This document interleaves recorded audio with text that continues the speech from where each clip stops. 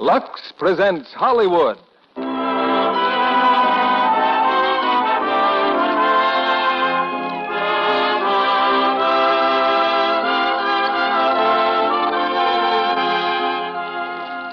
The Lux Radio Theater brings you Laura, starring Dana Andrews, Gene Tierney, Vincent Price, and Otto Kruger. Ladies and gentlemen, your guest producer, Mr. Lionel Barrymore.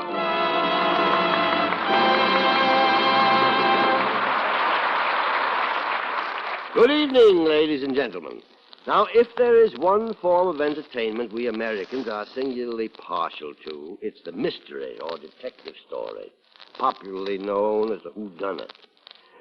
1 out of every 4 new works of fiction published in this country is a mystery or detective story. Some 300 new books of this sort appear each year. Needless to say, you couldn't read all of them if you tried. But tonight, we're bringing you one of the most intriguing mysteries of recent years, the current 20th Century Fox hit, Laura. Our stars are Gene Tierney, who is just completing a Bell for Adano at 20th Century Fox, Dana Andrews, and Vincent Price, all 3 in their original screen roles. Also, the ever-versatile Otto Kruger. Now, I think one of the reasons mystery stories are so popular, especially in troubled times like these, is that they satisfy our sense of order. They take a troublesome and seemingly hopeless situation, and they put everything to rights, simply by the use of human intelligence and sensible methods. Well, now it's curtain time, and here's Act 1 of Laura, starring Dana Andrews as Mark McPherson, Gene Tierney as Laura, Vincent Price as Shelby Carpenter, and Otto Kruger as Paul Lydecker.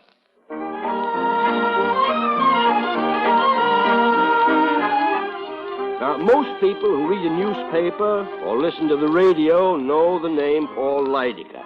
Mr. Lydecker is a legendary oracle of barbed wire and forget-me-not, whose enchanted pen and acid tongue have brought fame to hundreds and oblivion to just as many. His New York apartment is a combination art gallery and Roman bath. And now, immersed in one of his marble pools, Mr. Lydecker has a visitor, Detective Lieutenant Mark McPherson of the Homicide Bureau. Be careful, will you? That stuff is priceless. Oh. Mr. Lydecker? Quite an art collection in there. Those pieces you are pawing over are irreplaceable. Nice little place you have. It's lavish. I call it home. You'll hear about the murder of Laura Hunt. I made my statement yesterday to Sergeant Detective Crane. I know. Told him what I know. Now suppose you tell me what you know. Why not? Hand me that washcloth, Mr. McPherson. How good a detective are you? I've picked up a few facts. Laura Hunt was killed the night before last. A bell rang, she opened the door, and someone pulled the trigger of a shotgun. It wasn't nice. The range was close. Have you found the shotgun? No. What else? The thought comes to me, Mr. Lydecker, who's questioning who? May I remind you that you're a guest in my home? Yeah, that's right. What else, huh? Well, Miss Hunt was a very good-looking girl, probably. About 25, lived in a swell apartment, had a maid named Bessie. And where did she get the wherewithal to support such a menage? Bullet Company, advertising agency. She had a good job, art director or something. Not or something. She has a lady cousin in town and a couple of boyfriends. One named Shelby Carpenter, and the other is Paul Lydecker. Today is Sunday. Why haven't you tried to see me? Because it's a peculiar case, and I wanted to think. If you'll wait, I'll go with you when you leave. Why? Murder's my favorite crime. My radio audience loves it. I know you'll visit all your suspects, and I'd like to study their reactions. You're on the list yourself, you know. Be insulted if I weren't. Were you in love with Laura Hunt, Mr. Lydecker? Was she in love with you? Laura considered me the wisest, the wittiest, the most interesting man she'd ever met. I was in complete accord with her on that point. Now, if you'll excuse me, I'll get dressed. Where shall we be stopping first, Lieutenant? I'd like to see Laura Hunt's cousin. Mrs. Ann Treadwell, yes, of course.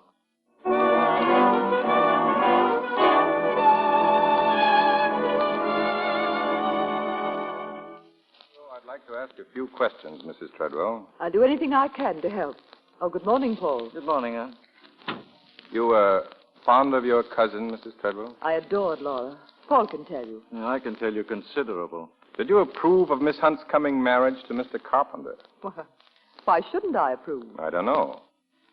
Just what does Shelby Carpenter mean to you, Mrs. Treadwell? To me? Well, he comes here regularly. Is he a friend, acquaintance? Or are you in love with him? Oh, this is beginning to assume fabulous aspects. What are you driving at? The truth. Are you in love with him? Why, no. I'm very fond of Shelby, of course.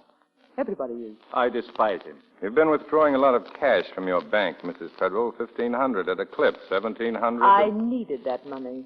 Mm-hmm. The day you took out $1,500, Carpenter deposited $1,350. When you withdrew 17, he deposited 15. You shooting craps, Anne? Oh, must I be insulted like this? Shelby needed some money. I lent it to him. I supposed I could do with it as I pleased. Sure. Now, on Friday night, you were home alone. Why didn't you go to the concert with Mr. Carpenter? Concert? Why, I didn't go because he didn't ask me. Well, hello. Oh, just talking about you, Carpenter. What a coincidence to find you here. This is Lieutenant McPherson. Yes, we've met. I didn't know you were here, Mr. Carpenter. I've been lying down. My hotel room is so hot, and then all the reporters and the telephone. You know how it is, Lieutenant.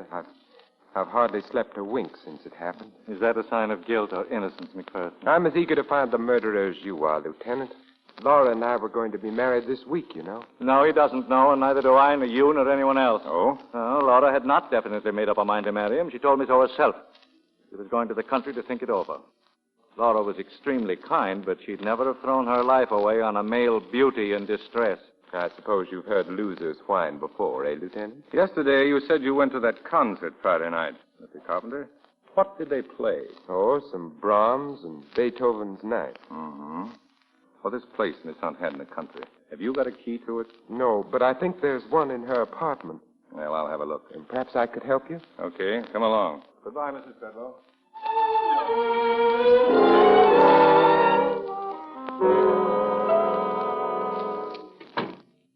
You can start looking for that key now, Mr. Carpenter. Oh, yes. I'll try the den. Excuse. That's the dame's portrait on the wall, isn't it? Will you stop calling Laura a dame? Look at the furnishings. Would you call this the home of a dame? Look at her portrait. I am. Not bad. It was painted by Joseph Carter. He was in love with her then. Have you ever been in love, McPherson? A doll in Washington Heights once got a fox fur out of me. Have you ever known a woman who wasn't a doll or a dame? Yeah, one, but she kept walking me past furniture stores. Where are you going? Phonograph, there's a record on here. Selections from Bitter Sweet. One of Laura's favorites. Not exactly classical, but very nice. You know a lot about music? I don't know a lot about anything, but I know a little about practically everything. Then why did you say they played Brahms and Beethoven at that concert? They played nothing but Sibelius. Did they? Well, to be perfectly honest, I fell asleep and I didn't hear a note. Oh, I know it sounds phony, but I'm just a natural-born suspect. You see, I'm not the conventional type. Don't worry, I fall asleep at concerts myself. Find that key? No, maybe it's in here in her desk. Yes, it is. I knew there must be one around somewhere. It's funny, the police looked in that desk drawer yesterday and the drawer was empty. You had the key right along, didn't you, Carpenter? Yes. I didn't want to give it to you while Lydecker was present. I have private reasons that don't concern him. You have private reasons, no doubt, to lie about that key. Paul, I'm warning you to stop implying I had anything to do with Laura's death. Very well, I'll stop implying. I'll make a direct statement. You asked for this, Paul. Get it out, the two of you. Okay, we came here to find the key, and I've got the key. Now, let's get out. There's nothing more you want from me? No, not now. I'll run along then. You, having lunch, Lieutenant? I guess so. There's rather a superior restaurant nearby. Okay, let's go. Nice, quiet little place, Mr. Lydecker. Yeah. What's the matter? You wouldn't call me a sentimental person, would you, Lieutenant? Well, Dozens of times we sat here at this very table, Laura and I. How long did you know her? Nearly 5 years. I was just thinking, we were eating lunch, and it was at lunch that I first met Laura. The Algonquin Hotel. I was alone. I looked up and I found her standing in front of me. She had a layout in her hand, sample and question. Lydecker, how do you do? I'm Laura Hunt. Well, I'd like to talk something over with you, if I may. I am eating my lunch. Yes, but it's practically impossible to get to see you, and I Either thought... you're from some incredibly remote community where good manners are unknown, Or you suffer from a common delusion that being a female exempts you from all the rules of civilized conduct. Possibly. But I wanted to show this to you. It's an ad for the Wallace Flow-Write pen. You're such a famous writer and commentator. It would be tremendously helpful if you'd endorse what we say about the Flow-Write pen. I don't use a pen. I write with a goose quill dipped in poison. And you may tell your employers that I'm not... They don't know anything about this. It was all my idea. They'd give anything to get your endorsement. And if I were the person getting it, why... You disregard completely something far more important to me than your career. Oh? My food. You mean that, don't you? Well, of course I mean. I never heard of anything so selfish. In my case, self-absorption is completely justified. I have never discovered any subject quite so worthy of my attention. But in your column, on the radio, the things you say... They're filled with such understanding, such sentiment. Miss Hunt, you are beginning to bore me. You're a poor man, Mr. Lydecker. I feel very sorry for you. Goodbye. The meeting with Laura Hunt occurred about 2 hours later. Kept after you, did she? No, I went to her because I couldn't stop thinking about her. I was more than slightly annoyed, but she had something, that girl, something far deeper than good looks. I went to Bulletin Company, proceeded to do something I have carefully avoided since the age of 2. I apologized. Laura looked at me and she smiled. Your apology is accepted, Mr. Lydecker. It was very nice of you to go to all this trouble. Goodbye. In a moment, Miss Hunt. For reasons which are too embarrassing to mention, I'd like to endorse the Wallace Flow-Write pen. Have you an ad? You're a very strange man. Now I'm sure you're sorry for the way you acted. Let's not get psychiatric. But in a word, yes. And you are a very kind person. No, I'm vicious. The real secret of all my charm. But if you think me kind, I'll call for you here at 6. What? We'll have dinner together. I can't make it any later. Will you be ready? Why, yes, I'll be ready. Coffee, Mr. Lydecker? Thanks. I started then to help Laura. I did everything in the world for her. I am a man reputedly of overwhelming ego, but this I admit without reserve. It was Laura's own talent, her own incredible charm that enabled her to rise to the top of her profession. Through me, Laura met everyone, famous and the infamous. And deferring always to my taste and judgment, she captivated them all. She became as well known as my walking stick in white carnation, and like them, she was always with me. When does Carpenter enter the picture? Well, men couldn't keep away from Laura, but she never regarded them seriously, but me. Her own discrimination ruled them out, and I never had to intercede. She met Carpenter one night at a party at Ann Treadwell's. She became attracted to him instantly. I was shocked. As a fellow completely without talent, with as much depth of character as a saucer of stale gin. Shortly before I took Laura home, I overheard her talking with Carpenter on the terrace. And so I spend my time doing what I've always done, nothing. Then tell me, what does it feel like living on the income from an estate? Oh, I once knew what it felt like, but the sheriff interfered with that over 10 years ago. Then why don't you work for a living? Oh, I did ask a friend for a job once. All he did was laugh. He thought I was joking. Weren't you? No, when he saw I was sincere, he just got embarrassed. He said he'd phoned me. That was months ago. Do you really want a job? Yes, I do. Then you've got one. What? Now you think I'm joking. Well, I'm not. You just be at Bulletin Company tomorrow morning. You're going to work, Mr. Carpenter. And so in time they got engaged, huh? They became attached to each other very quickly. I concealed my annoyance with masterly self-control, but here was a situation, however ridiculous, that required my attention. As you will see, it was for Laura's own good. Well, I followed them one night to this very restaurant. They had been working late on some advertising campaign. Tell me the truth, Laura. Will it really make people brush their teeth more often? The idea's wonderful, Shelby. And so are the layouts. By the way, who's the model you used? You don't remember? Well, you hired her yourself, Diana Redfern. Oh, of course. Laura, you look wonderful. Well, that's a quick switch of subject. Oh, I like this one much better than toothpaste. Good.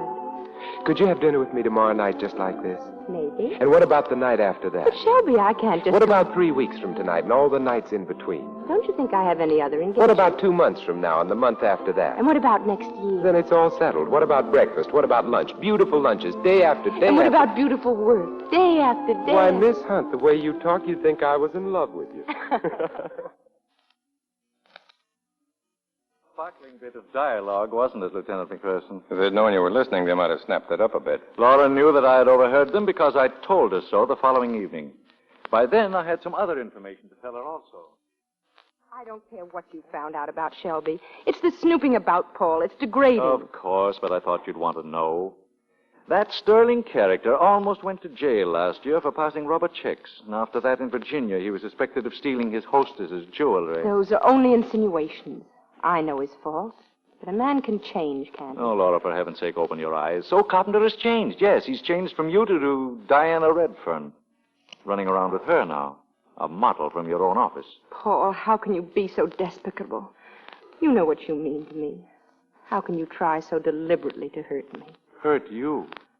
Paul, Shelby and I are going to be married next week. Ah. You gave him a cigarette case on his birthday, didn't you? A valuable case?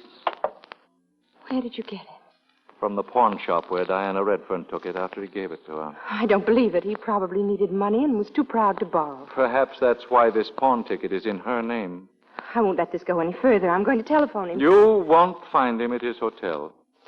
Tonight, Carpenter's deserted both you and Miss Redfern. He's dining with a young and wealthy widow. Someone you know. Your cousin.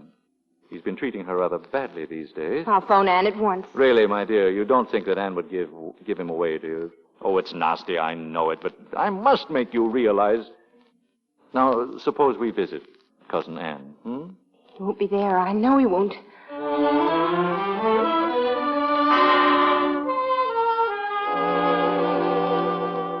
Oh, good evening, Miss Laura.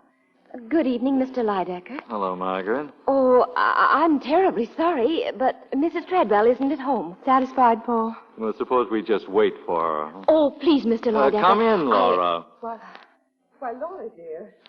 And Paul. We were just having dinner. Yes, I know. Laura, I didn't expect to see you tonight. There you are, Laura, in a moment of supreme disaster. He's trite. I was just telling Anne about our getting married. Well, sit down, you two. Oh, no. No, thanks. I just stopped by to give you this. A cigarette case. You must have misplaced it somewhere. Laura, wait a minute. Good night, Anne. Good night, Shelby.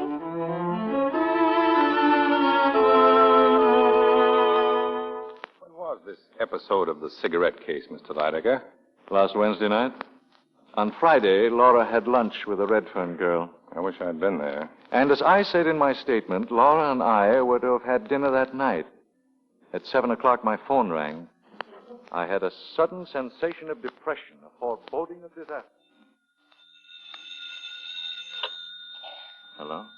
Paul, I'm frightfully sorry, but I just can't meet you. Well, there's nothing wrong, Laura. I mean, you're not ill? Oh, no. I've just decided to go to the country for a few days. What, in this storm? Why, it's pouring. It won't last, Paul. It will do me a lot of good to be alone. Oh, you're thinking about Carpenter, huh? Of course. Please, I simply must have time to think this out for myself. When will you be back, dear? I don't know. I'll call before I leave. Maybe you could meet me. Well, of course I will. Thank you, Paul. Goodbye. Goodbye, my dear. That was the last time I ever heard her voice. This Redfern girl, where does she live? In Newark. She's in the phone book.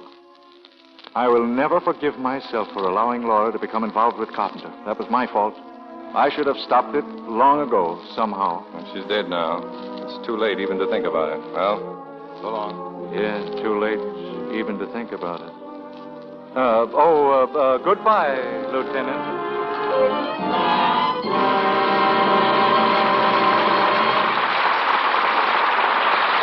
Our stars will return with Act Two of Laura in a moment.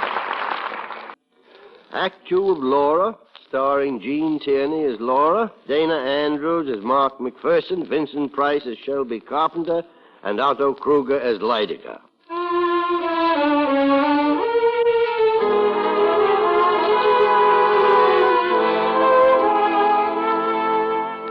It's an hour later.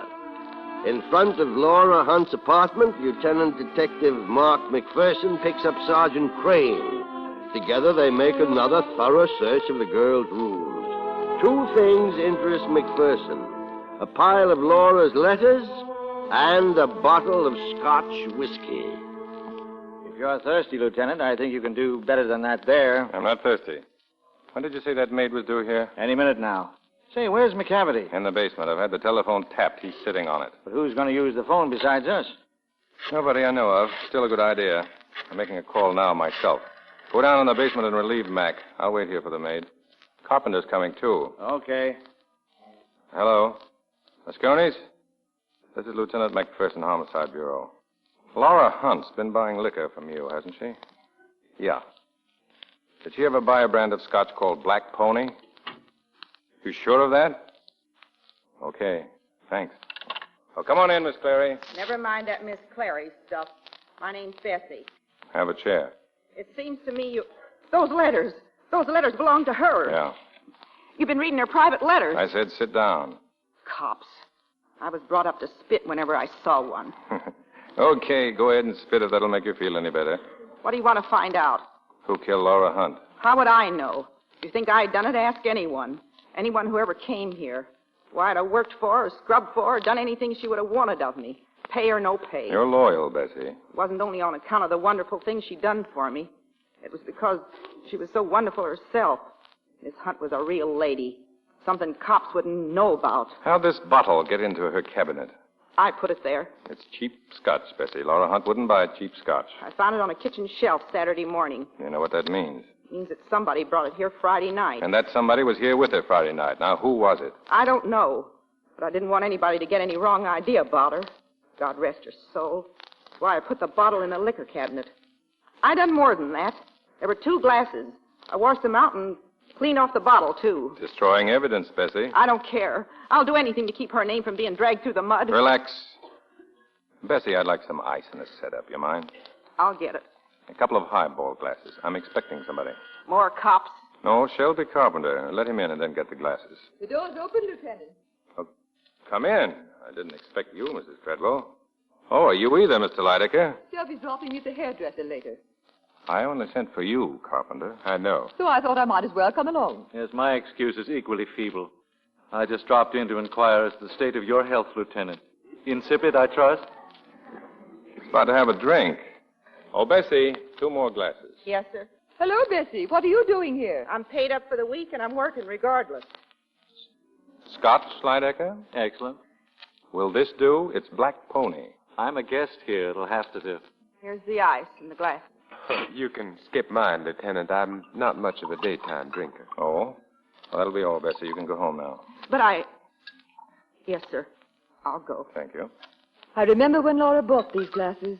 She loved them. She loved all her things so. What are you going to do, sell them? I suppose so, if I'm appointed administrator. I'll probably call in Corey. Corey, the art dealer? Yes, he can dispose of everything. It'll be less gruesome that way. Not quite everything, Anne. There are 2 or 3 things that belong to me. That vase, for instance, the antique fire screen, and, of course, the clock. That's quite a hunk of clock. You've got one just like it, haven't you? I noticed it in your apartment. They were made 200 years ago by Corbeil Fils. 2 clocks exactly the same, created at the order of the Prince of Wales. I lent one to Laura. Oh, really, Paul? Yes, really, but the vase is the gem of my collection, and I intend to have it back. I can take it with me now. Nothing's leaving here, Lydecker. Only you. Oh, is that your quaint way of indicating dismissal? Well, we're all leaving. I've got to get back to headquarters. But I don't understand, Lieutenant. I thought you sent for me. I did. Well, don't you want to ask me any questions? Nothing pressing. Oh, I see. Well, I bid you goodbye. The vase, Mr. Lydecker. Put it down. Oh, of course. Just a slight touch of kleptomania.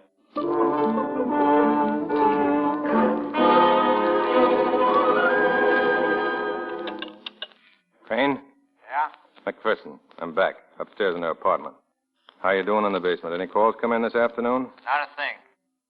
I've just been looking the place over. I've only done it 40 times. Anything interesting? Everything's interesting. Especially that portrait. A really beautiful doll, Lieutenant. Yeah. I've read her letters, smelled her perfume, drank her scotch, gone through her wardrobe. Wait a minute. Yeah? Someone in the hall. Look, it's 7 o'clock. Alford will be along to relieve you. Make sure Alford keeps his ear on that phone. Right. Who is it? Yes. Coming, Lydecker. You just happened to be passing by. And I noticed the lights on. By the way, have you sublet this apartment, McPherson? You're here often enough to pay rent. Any objection? Yes. Especially to your prying into Laura's letters. That bundle in your pocket, for instance. No, these. They're yours. The best of the bunch. That's the trouble with getting murdered, Lydecker. It ruins your privacy. And have detectives who buy portraits of murdered victims a claim to privacy? Lancaster Corey tells me you already put in a bid for Laura's portrait. That's none of your business. McPherson, did it ever strike you that you're acting very strangely? It's a wonder that you don't come here with roses and a box of drugstore candy. Have you been dreaming of Laura as your wife? By your side at the policeman's ball or in the bleachers? Or listening to the heroic saga of how you acquired a silver shin bone in a gun battle with a gangster? Yeah, I see you have. Why don't you go home? I'm busy. Well, perhaps we can come to terms now, huh? You want her portrait? Perfectly understandable. I want my possessions, my vase, my clock, my fire screen. Now, if you Get going. You better watch out, Lieutenant. You'll end up in the psychiatric ward. I don't think they've ever had a patient who fell in love with a beautiful girl who died before he met her. Or did you meet her? Well, good night, McPherson.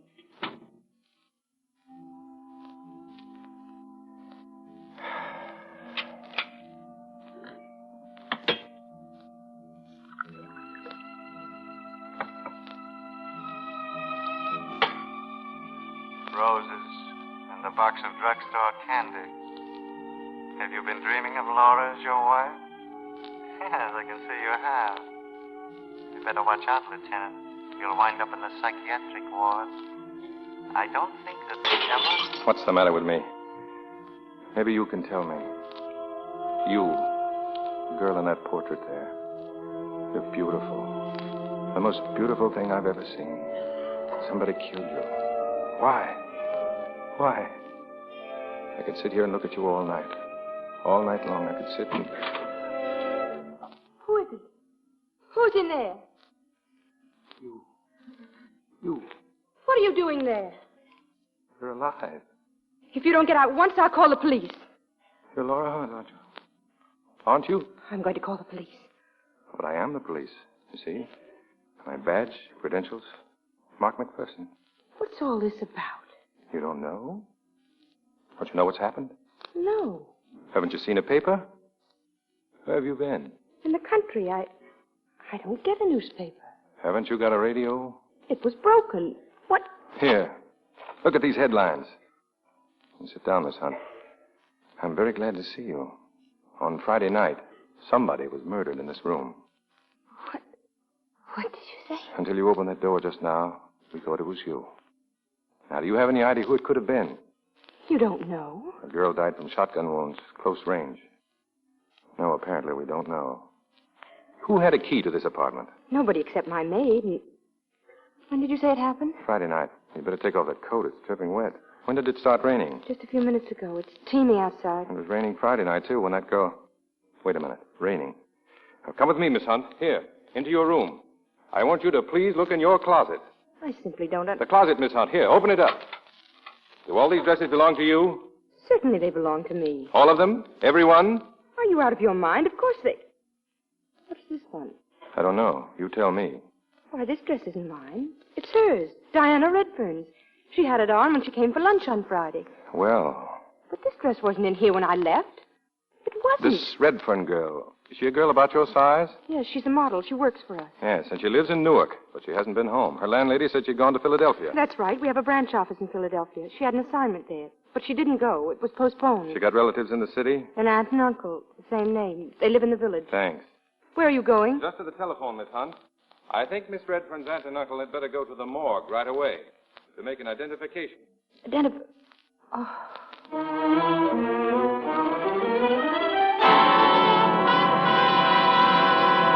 Right. So long, Inspector. Well, that's that, Miss Hunt. They've located the Redferns. Yes, we ought to know soon. Now, Miss Hunt, when you went to the country Friday, did you see anyone you knew on the train? No. Then what? I got off at Norwalk. I keep a car in a private garage near the station. I drove to my house. It's about 18 miles. What did you do in the country? Worked in my garden. Didn't leave your place in all that time? I keep everything I need in the house. I went there expressly to be alone. Mm-hmm. You were going to marry Shelby Carpenter this week. Yes. But you went away for a long weekend to be alone. You know Shelby Carpenter has a key to this apartment. Why didn't you tell me? Because I know nothing of the sort. He hasn't. How else did the Redfern girl get into the apartment? You knew she was in love with Carpenter. I knew she was in love with him. She told me so herself. But I also know that she meant nothing to Shelby. I understand him better than you did. She was found, and I'm convinced now it was Miss Redfern. She was found in your dressing gown. What of it? You yourself told me it was raining Friday night. You yourself just saw her dress. It's full of wrinkles and rain spots. How did she get in here? Why? Who brought her here? I haven't the slightest idea. Now, look, Miss Hunt, do you love this Carpenter fellow so much you'd risk your own safety to protect him? He must have brought her here. You suspect me. You think I killed somebody in jealousy. I'm trying to get at the truth. I'm sorry. Strictly routine. Well, I'll see you in the morning, Miss Hunt. Meanwhile, don't leave this apartment and don't use the telephone. But I've got to use it. I've got to let my friends know I'm alive. I'm sorry, but I must insist. If anything should happen to you now, I wouldn't like it. All right, I promise. There's one more thing. I know that you went away to make up your mind whether you'd marry Shelby Carpenter or not. What did you decide? I decided not to marry him.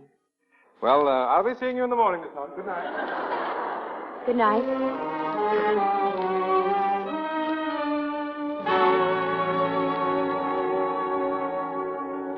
Alford? That you, Mark? Yeah. Watch your step. It's pretty dark down here. Anything come through those earphones? Yeah. The morgue just called. Is the Redfern girl all right? It kind of balls things up, doesn't it? Yeah. Say, you seem pretty... Hey, wait a minute. She's dialing a number up there. Give me those earphones. Here. Hello? Shelby, this is Laura. Laura, I must tell you... don't say anything on the telephone. Meet me right away in front of the office. Can you leave? Right away. Was that... Yeah. Dames are always pulling a switch on you. You stay here, Alford. McCavity out front? Yeah. Get headquarters. Tell them to send another man down here right away. McCavity's going to tail the girl. What about you? I think I'll stick by Mr. Carpenter. I'll see you.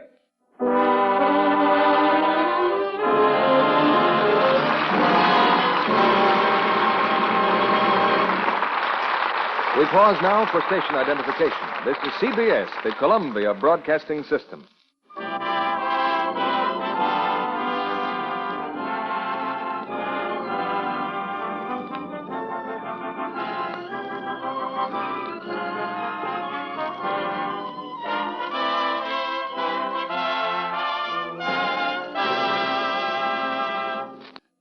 Now, Mr. Barrymore returns to the microphone.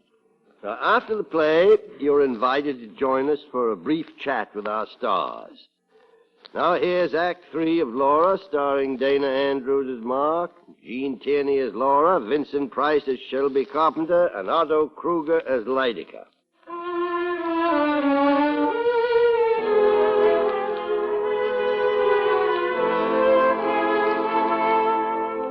For 3 hours, Detective Lieutenant McPherson's been following Shelby Carpenter.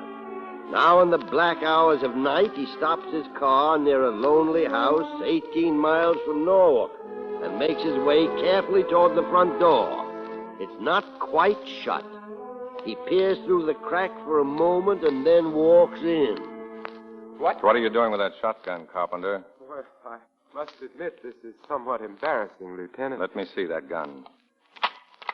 Been fired recently. Yes, I killed some rabbits with it. When? Oh, a while back. I don't know exactly. I gave the gun to Laura for protection. You haven't borrowed it lately. You didn't just bring it back. You ought to know. You've been following me. You realize the spot you're in? You brought Diana Redfern to Laura's apartment. You knew all along it was she who was murdered. Didn't you know Laura would come back any day and spill the whole thing? Or did you plan to kill her, too? Oh, you're being fantastic, McPherson. You took a bottle of Black Pony to her house Friday night. I took it there over a week ago. Bessie says Friday night. I can't help what Bessie says. Where's the key to Laura's apartment? I haven't got one. I never had one. Okay, you didn't bring the scotch there Friday night and you never had a key. How did you get in? Well, Come on, talk. Talk? Oh, all right. You see, Laura kept an extra key in her office. I'd asked Diana to meet me in a restaurant. I wanted to have it out with her once and for all. You know, she thought she was in love with me. She started to get hysterical. We had to leave. Well, I couldn't very well take her to her room in Newark, could I? Or to my hotel room. So we started to walk. It began to rain suddenly, and we got drenched. I thought of the key, and I stopped by the office to get it. We couldn't find a taxi, and so we walked back to Laura's apartment. Yeah? Diana went to Laura's bedroom. When she came out, she had on a dressing gown. Well, we talked, argued maybe, for a couple of hours, and then the doorbell rang. Why didn't you go to the door? Well, suppose one of Laura's friends had found me there. What would they think of finding Diana there? I told her to say that Laura had lent her the apartment. Anybody who knew Laura would have believed that. Don't stop. Well, I heard Diana open the door, and then there was an awful explosion. By the time I reached her, the door was shut again. Diana just lay there on the floor. Didn't you go out to see who did it? I was too confused, too horrified to do anything. The hallway was dark. I don't remember what I did. I knew I had to keep out of it and keep Laura out of it, too. The only thing on my mind was the safety of a person whose life was dearer to me than my own. Don't you understand that? Did you think Laura had killed her? Did you? I don't remember what I thought. Do you think so now? No. On Saturday, when Detective Crane went to see you, you seemed sincerely shocked. I was. I hadn't expected the police to mistake Diana's body for Laura's. But your alibi was all ready. The concert. You knew the minute Laura got back to town, it wouldn't stick. I couldn't think that far ahead. I was groping for some way to keep Laura's name out of it. I was heartbroken about Diana and panic-stricken about Laura. Okay. And tonight you met Laura in front of her office. What did you talk about? About what I've just told you. Well, what are you turning on the radio for? To see if it works. Why don't you tell her the truth? She says you're here to get rid of that gun. She doesn't even know I came here. It was my own idea. The radio works fine, doesn't it? Why wouldn't it? I hoped it wouldn't. All right. We're driving back to New York. Well, am I under arrest? I don't know. Just don't leave town. It would be a very foolish thing to do.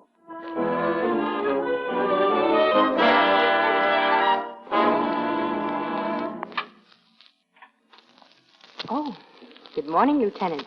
Good morning. You know, I have a terrific yen to call you Laura. Why don't you forget that lieutenant business and just call me Mark? Because Especially since I brought you all these groceries. Breakfast. You didn't buy any food when you went out last night. So you know. Yeah. I can fix bacon and eggs. Can you make coffee? Oh, I spoke to Bessie. She'll be a little late. When I told her you were alive, she darn near passed out. Yes, she phoned. Might have been a little more delicate about it. Suppose you set the table, but we'll have to wait a little while for the coffee. I've asked Paul Lydecker to stop by. Did you tell him about me, that I'm alive? No. Why not? It's brutal. I'm not doing it for laughs. Why did you break your promise last night? Not to go out? Because I'll never be bound to do anything unless it's of my own free will. The Redfern girl was in love with Carpenter. You admitted that. I also told you he wasn't in love with her. Paul? I don't know. Just sit still in here. Hello, Lieutenant. Laura? Oh, good morning, darling. Hello, dear. Well, excuse me, Lieutenant. I'd like to kiss my fiancée good morning. Oh, so it's on again. Or do I have to get a police permit? Well, now who? Come in, Lydecker. The door's unlatched. Lydecker, huh? Right on my heels. Well, McPherson, have you thought over the deal I suggested? What about the portrait and the... Why? What? Paul! Laura. Paul! Paul! I'll be all right in a moment. Laura, what? Not now, dear. Don't try to talk now. Come on, I'll take him into the bedroom. Just be quiet, Paul. Yes. Yes.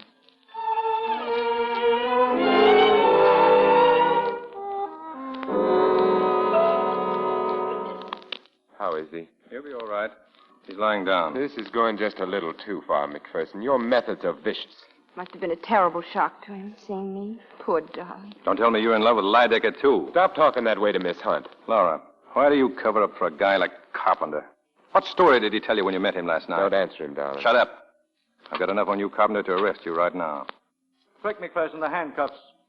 Trundle him off to the Hooskow. Paul. I hope you'll forget my wee touch of angina, my dear. It's an old family custom. Did I interrupt a pinch, McPherson? I've changed my mind for the moment. Well, in that case, better order some food and liquor, Laura. People are coming to celebrate your return this afternoon. A cocktail party. Who asked them? I did. In the quiet of your boudoir just now. I called my man, and he's calling all our dear friends. Why did you do that? Well, perhaps our friends can weave all the loose ends into a noose. Eh, McPherson? You shouldn't have gone to all that trouble, Mr. Lydecker. I'd already called them. Well, I'll run along now, Laura. Sorry about the breakfast. Another time, maybe.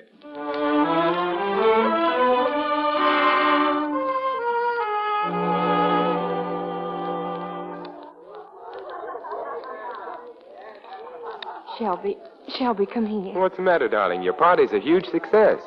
Shelby, tell me, I must know. Why did you go to the country last night? Laura, Well, you don't know? I was afraid you wouldn't think of hiding that shotgun.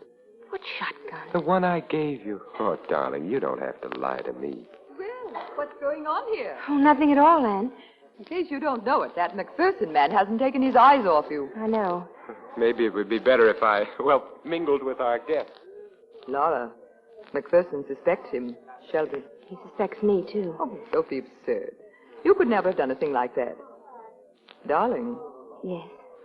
are you as interested in Lieutenant McPherson as he is in you? Anne, I only met him last night. Sometimes that's more than long enough. Anyway, he's better for you than Shelby. Anybody is. Shelby's better for me. Why? Because I can afford him. He's no good, but he's what I... Wait a minute. He's coming. Mark. Oh, Mark, is it? I'm sorry to break up your party, Laura. But you haven't. You've been a model guest so far. I'm not joking. Get on your things. I'm taking you to headquarters.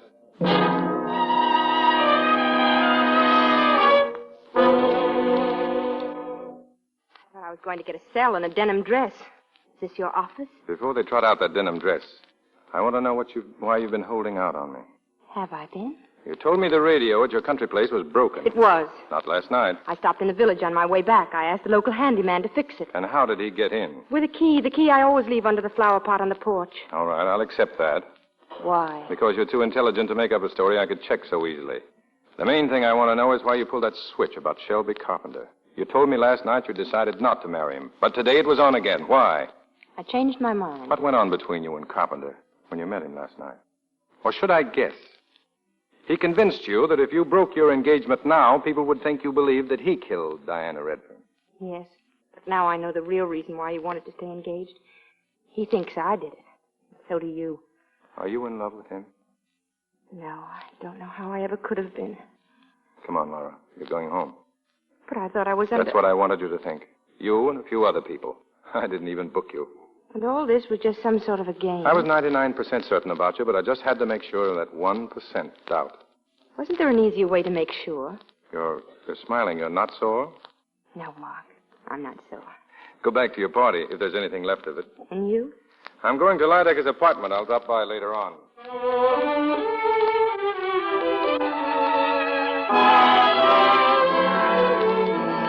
I'm glad they've all gone, Laura. It's been a long time since we've been together.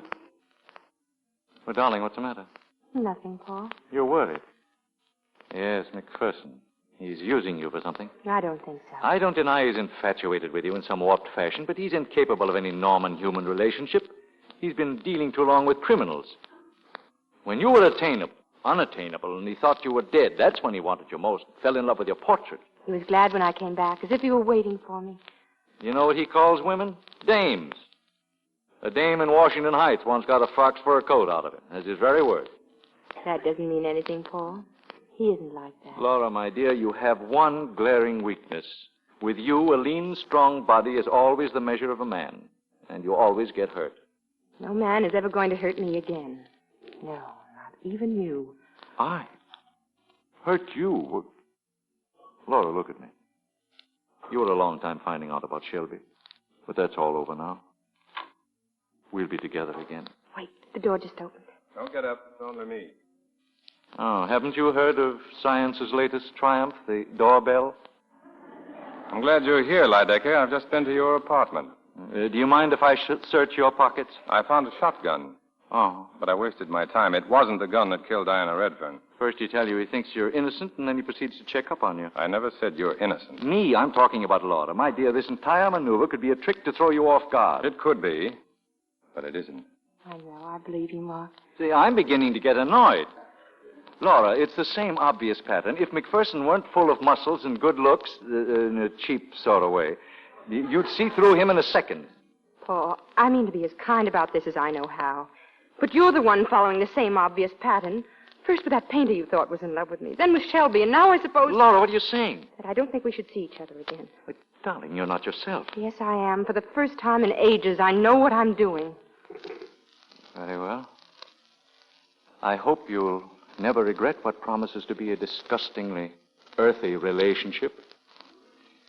Oh, listen to my broadcast in 10 minutes.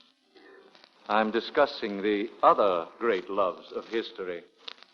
That was the most difficult thing I've had to do in my whole life. Yeah, but I still haven't found it. I haven't found it. What? The gun that killed Diana Redfern. What are you doing? Taking a look at your clock. He's got one just like it, hasn't he? Yes, but... I wasn't alone just now in Lydecker's apartment. A guy named Sergeant Crane came with me. Crane's old man is a clockmaker. And while I wore myself out looking for a shotgun, all the sergeant did was drool about Lydecker's clock. He said probably there's not another one like it in the world. Obviously he was wrong. Yeah, and he showed me something about that clock. A little feature with all clocks made by Courbet-Fils. Underneath, here, near the floor, is a little spring. You push the spring, and the whole bottom compartment opens up. See? Like this. But I never knew. In the old days, I guess people used the compartment for a kind of safe. Today, they use it for hiding other things. Shotguns, for instance. Yeah, this is it, Laura. I'm sure of it. And it was put here by the only man who knew about this clock, Paul Lydecker. Oh, no. Yeah. When the Redfern girl opened the door, this hallway was dark. Lydecker saw a girl and assumed it was you, and he fired. He figured if he couldn't have you for himself, he was going to make sure no one else did. He heard Carpenter, so he hid behind the stairway outside in the corridor. Carpenter was scared to death, and he got out as fast as he could. Then Lydecker slipped back in and tucked the gun away in the grandfather clock. Oh, I felt it ever since I came back. I'm the one to blame. Not for anything I did, but for what I didn't do. I should have stopped seeing Paul long ago. But I couldn't. I owed too much to him. I can understand all that. But I can't understand why you tried so hard to protect Carpenter. I was frantic you'd arrest him. I knew he wasn't guilty. But I knew Paul would do everything he could to incriminate him. It was his way of getting rid of Shelby, just as he got rid of every other man who might have meant something to me. For a charming, intelligent girl, you've certainly surrounded yourself with a remarkable collection of dopes. Now, look, don't touch anything. I'm leaving the gun and the clock. I'll have it picked up in the morning. You're going? Yeah, I'm picking up Lydecker. Mark. I've got to. You know that. Try and get some sleep, will you? Sleep? Well, maybe I can. I'll read a book, listen to the radio. Will you call me later? Sure. Try and forget all this. It's just a bad dream. Good night, Laura. Good night, Mark. Good night. And be careful, please.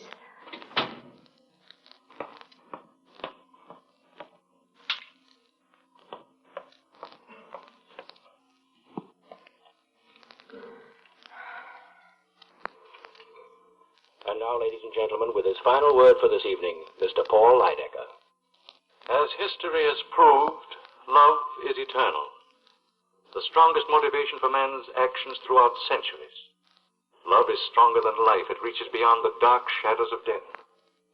May I remind you of some favorite lines of mine from Dowson's poem? They are not long, the weeping and the laughter and love and desire and hate.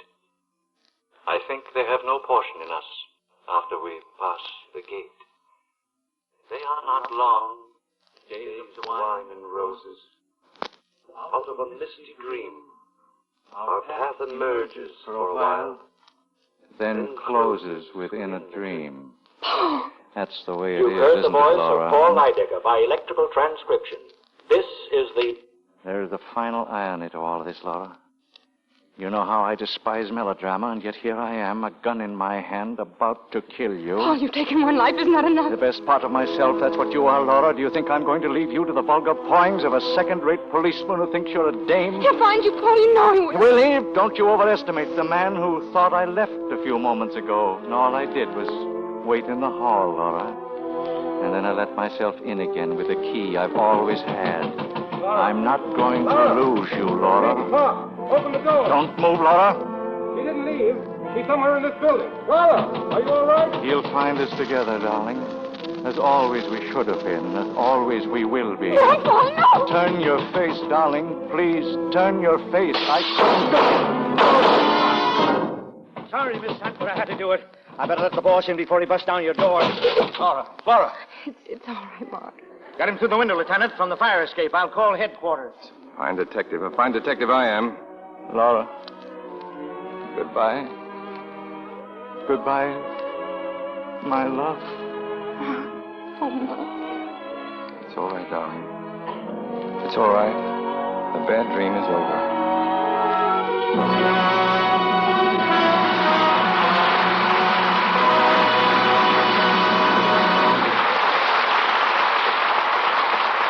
Our stars will be back for their curtain calls in a moment. Now, back to Mr. Barrymore and our stars. Well, now that we've solved tonight's baffling crime, with the help of Gene Tierney, Dana Andrews, Vincent Price, and Otto Kruger, we invite our stars to the footlights for their curtain calls. And I might add that for Dana, this is the first appearance on our stage. First for me, too, Mr. Barrymore. For you too, Gene? Well... Good night. Good night. Good night, good night. I hope we meet again.